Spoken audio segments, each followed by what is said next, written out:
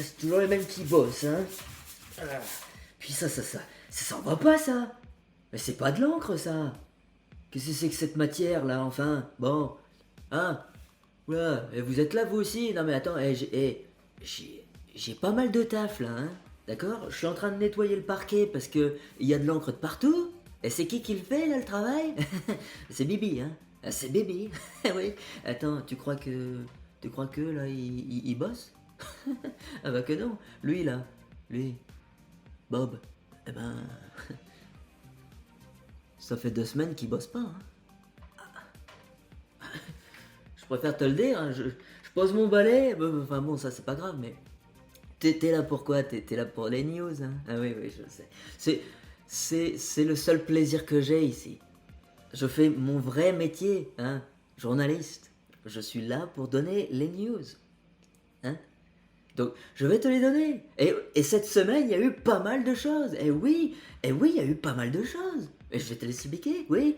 Alors, primo, qu'est-ce qu'il y a eu? Eh ben, il y a eu un petit deck qui est arrivé dans la méta, hein. Un nouveau petit deck, hein. Un petit deck saphir acier, hein, qui est arrivé. Ensuite, deuxième news, eh ben, il y avait le documentaire sur Arte qui parlait de l'Orcana et du TCG en général qu'il fallait pas louper. Troisième news, eh bien, il y a eu des spoilers. Il y a eu pas mal de cartes qui ont été dévoilées par Ravensburger, et ça, on va les découvrir juste après. Quatrième news, hein, il y a un trailer pour les Terres d'encre. Ouh, attention, c'est pas foufou, mais c'est quand même ça à prendre, hein, quand même, ouais. Dernière news, on a un visuel de l'Illuminaire Trove, du trésor des Illumineurs en français, et vous allez voir, c'est ultra cool.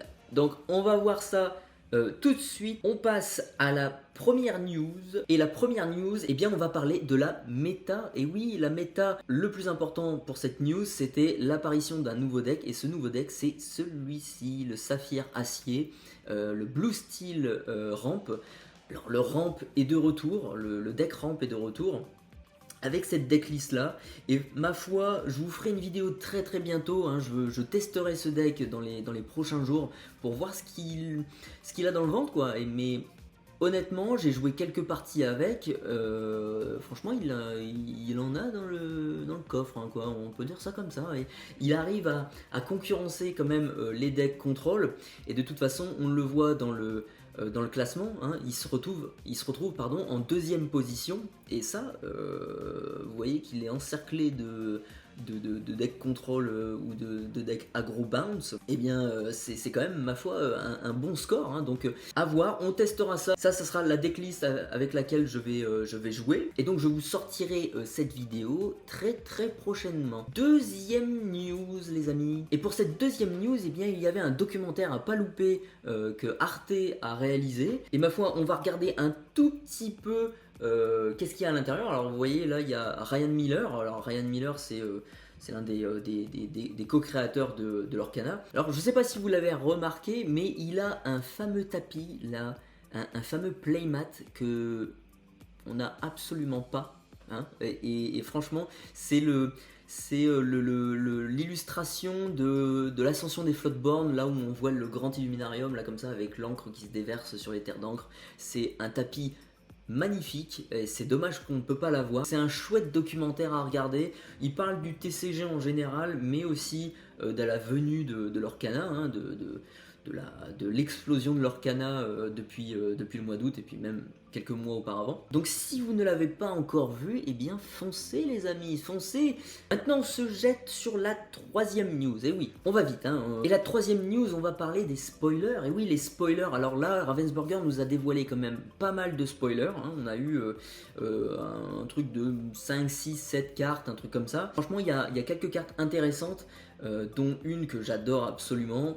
On va regarder ça tout de suite. Alors pour commencer, on a eu un visuel, hein, de l'intérieur des decks de démarrage et d'autres produits qu'on va découvrir juste après. Et dans ces decks de démarrage, justement, on a les deux commandants, enfin les deux cartes principales du deck. Et ici, ça sera Moana, qui est une Floodborn, qui a Alter 3. Et on a aussi le fameux Scrooge que j'attendais avec impatience et qui, malheureusement, me déçoit un tout petit peu, même si c'est quand même une carte assez sympa. Je vous encourage à aller voir ces cartes là et de les lire plus attentivement. Vous verrez que c'est des très bonne carte quand même. Ensuite on a le fameux Peter Pan et Pongo. Bon, le Peter Pan on l'avait déjà vu, hein, mais le Pongo lui on l'avait pas du tout vu. Et honnêtement sa capacité ressemble de plus en plus aux capacités que l'on retrouve dans le jeu de cartes Magic. Là c'est payer 2 quelque chose, alors 2 points de l'or je pense, et vous pouvez révéler le dessus de votre carte. Si c'est une carte de personnage, vous pouvez le mettre dans votre main, et si ce n'est pas une, vous mettez cette carte là en dessous de votre deck. Et ça, c'est pas mal, c'est un accélérateur de pioche, ou en tout cas quelque chose qui va drainer votre deck pour aller chercher les bonnes cartes. Donc une carte ma foi super intéressante que je vous encourage aussi à aller voir un petit peu plus tard. On a cette nouvelle carte, cette nouvelle chanson. Bon, une nouvelle chanson certes c'est cool, mais vous allez voir qu'en fait ça va être moins cool à jouer, on va dire, les chansons, je pense, à cause d'une carte. On y reviendra juste après. Pour cette chanson, guérir les blessures, alors là c'est du réponse, hein, on va soigner et on va piocher une carte. Vous avez également le Stitch qu'on avait dans le tapis de jeu, hein, le fameux tapis, le fameux playmat de Stitch. Je trouve un peu décevant quand même, et d'ailleurs la carte est pour moi un petit peu décevante également. Une 3-1 qui a charge, honnêtement. Vous avez Felicia qui a à peu près le même package, mais qui arrive tour 1 et qui en plus est ancrable. Donc je suis un peu déçu par ce Stitch, mais bon. Et voilà la carte que j'aime le plus là pour l'instant dans cette extension. C'est une carte qui va changer la méta, hein, ça c'est sûr. Vous avez une Ursula qui, lorsque vous jouez ce personnage, vous allez choisir un adversaire, il va révéler sa main et vous allez prendre une chanson et vous allez lui dire ça tu me le mets à la poubelle. Voilà, donc c'est ultra pété. Les decks Steel Song, ils vont prendre un petit peu cher, on va dire. Donc le deck Discard va encore s'améliorer, et ça, j'adore ça. Je suis un gros fan du deck Discard, c'est mon deck préféré. Donc voilà, je suis très impatient de jouer cette carte et de voir si elle va réellement changer la méta. Moi, je pense que oui, mais on verra ça plus tard. Ensuite, on a le chapeau de sorcier. Alors là, je dois vous dire que j'attends une carte avec impatience, c'est celle de Mickey Sorcier. Le Mickey Sorcier de Fantasia avec ce petit chapeau. Bon là on l'a que en objet, hein. Bon, on dirait c'est les éclats de l'or qui ont été dispersés dans les terres d'encre, et donc on retrouve parmi ces éclats de l'or le chapeau de sorcier. D'ailleurs on peut voir dans le dessin que Minnie, c'est Minnie qui va retrouver le chapeau. Et d'ailleurs on voit son texte d'ambiance. Minnie s'en approcha prudemment, la personne qui l'avait placé ici avait sans nul doute préparé des pièges. Eh bien oui, je pense que oui, donc fais gaffe Minnie. Mais Minnie, on la voit d'ailleurs descendre en rappel d'une falaise ou quelque chose comme ça, quoi, sur les boosters des terres d'encre. Donc c'est une carte ma foi sympathique. Vous payez 1, vous nommez une carte et puis vous regardez la première carte de votre pioche, et puis bon, si c'est celle-là vous la mettez dans votre main, si c'est pas celle-là bah, vous la remettez au dessus. Ça permet de faire un regard 1 dans Magic. Bon voilà, vous regardez la carte du dessus de votre deck, enfin c'est un petit regard 1 parce que bon, vous n'allez pas pouvoir la remettre en dessous si vous la voulez pas, mais voilà, c'est sympathique à voir avec d'autres objets, d'autres cartes, si on peut jouer réellement avec cette carte finalement. On verra en tout cas. On passe à l'autre carte, encore une carte action qui va vous faire piocher, cette fois-ci qui va donner moins 2 de force à un personnage de votre choix. Sympa. Et on a enfin notre première légendaire de l'extension, c'est Jim Hawkins. Alors c'est vrai que je m'attendais pas à l'avoir en légendaire, mais bon, c'est vrai que ça tombe sous le sens quand même un petit peu. Et ce personnage là, il va être assez intéressant, je trouve. C'est quand même une carte qui vaut 5, c'est une 4/4 qui fait gagner 2 points de l'or. Déjà c'est bien, c'est des bonnes stats. Lorsque vous jouez ce personnage, vous pouvez jouer gratuitement un lieu coûtant 4 ou moins, et là ça devient hyper intéressant. À voir ce que ça va donner avec les lieux. S'il y a des lieux qui sont un peu nuls, bon, ça va être décevant. Mais si les lieux sont très intéressants, et surtout un lieu qui coûte 4 ou moins qui est vachement pété, ça pourrait être une carte qui va être très très jouée. Et en plus, chaque fois que vous jouez un lieu, donc celui-ci va arriver sur le board, et vous allez jouer le lieu juste après, le lieu que vous jouez gratuitement bien sûr, et bien à chaque fois que vous allez jouer un lieu du coup, vous pouvez y déplacer ce personnage gratuitement, donc vous allez pouvoir mettre Jim Hawkins direct dans le lieu, donc c'est plutôt bénéf, vous jouez quand même une carte gratos et en plus vous faites un mouvement, un coût à payer en moins, donc c'est vachement intéressant. Donc dites-moi dans les commentaires ce que vous en pensez de ces cartes là. Moi je vous dis j'adore la Ursula et le Jim Hawkins est quand même assez intéressant à voir maintenant les cartes lieux. Je serais très curieux d'avoir vos avis sur les nouveaux spoilers qui viennent d'arriver. Ensuite on passe à la quatrième news et la quatrième news et bien c'est le trailer, le petit trailer qu'on a eu de la part de Ravensburger pour les Terres d'encre, c'est le tout premier. On va le découvrir tout de suite, il dure pas trop longtemps donc on va le regarder ensemble. Alors...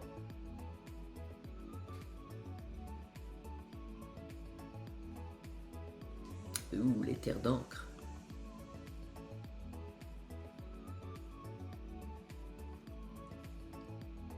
Des petites libellules.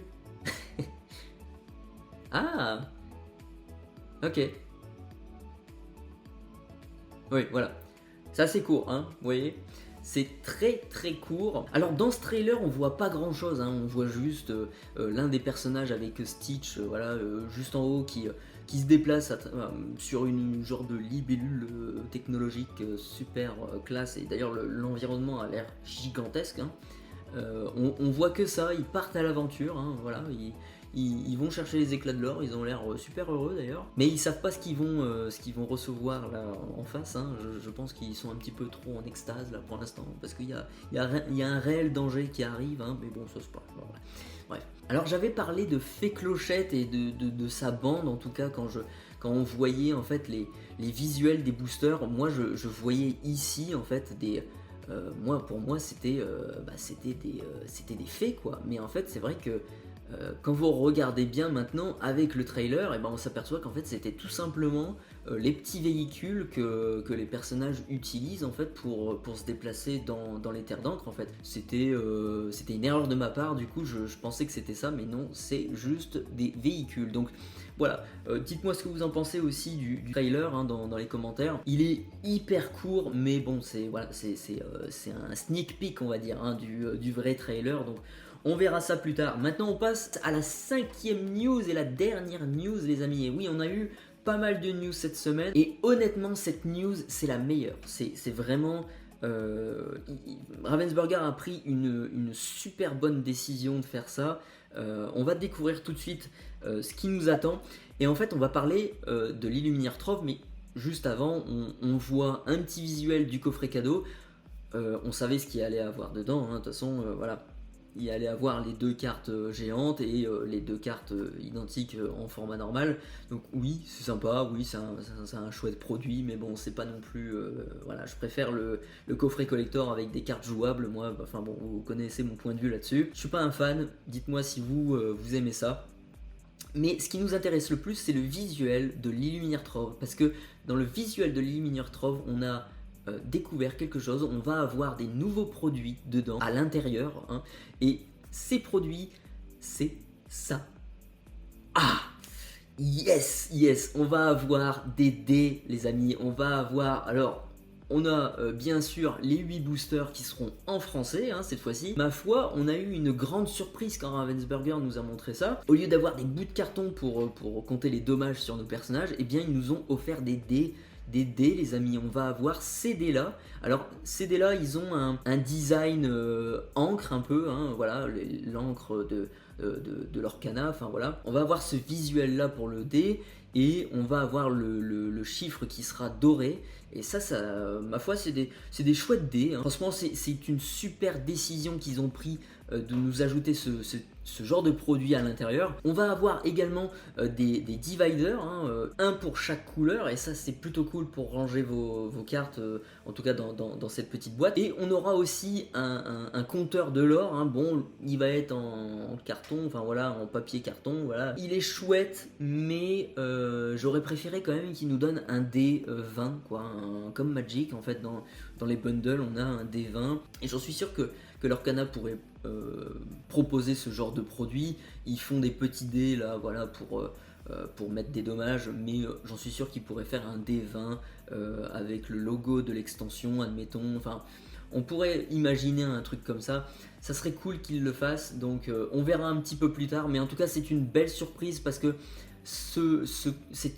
cet Illuminaire Trove, en fait, il change et c'est plutôt chouette, hein, parce qu'on a maintenant on commence à avoir des produits un petit peu plus complets, on va dire, un petit peu plus intéressants. J'en suis sûr que c'est le produit qui va partir le plus peut-être, enfin voilà. Quand vous avez des dés Lorcana, enfin voilà, et des petites cartes de séparation, enfin des dividers, c'est quelque chose qu'on n'a jamais eu. Donc voilà, je suis sûr que ça va plaire au plus grand nombre, hein. Dites-moi en commentaire aussi si vous aimez ce petit Illuminaire Trove et son contenu. Et d'ailleurs, on peut voir sur cet Illuminaire Trove, on peut voir ici un lieu. Oui, c'est une carte lieu. On a un lieu également ici, hein, je pense. Donc on aura peut-être 4 lieux sur les 4 côtés au lieu d'avoir des personnages peut-être. Donc c'est des cartes de l'extension. Ce lieu-là, ça va être dans l'univers du Peter Pan, hein. On reconnaît les sirènes avec le bateau pirate et puis la tête de mort ici. Je pense que ça va être un lieu assez intéressant. J'ai très hâte de découvrir ces cartes-là. Il n'y a plus beaucoup de temps à attendre maintenant, donc c'est parfait. On va découvrir ça très prochainement et on a très hâte, les amis. Et oui, bon, bah c'est la fin de cette vidéo, hein. Ça y est, il n'y a plus de news, hein. C'est fini, hein. Voilà. Bon, maintenant, voilà, il faut se remettre au travail, hein. J'ai du ménage à faire, hein. Voilà, donc si tu as aimé cette vidéo, hein, tu mets un petit pouce vers le haut, hein, et puis n'oublie pas de t'abonner, c'est très important. Et puis moi je te dis à très bientôt dans une prochaine vidéo Call News. Sur ce, prenez soin de vous et à tantôt. Allez, c'est bon.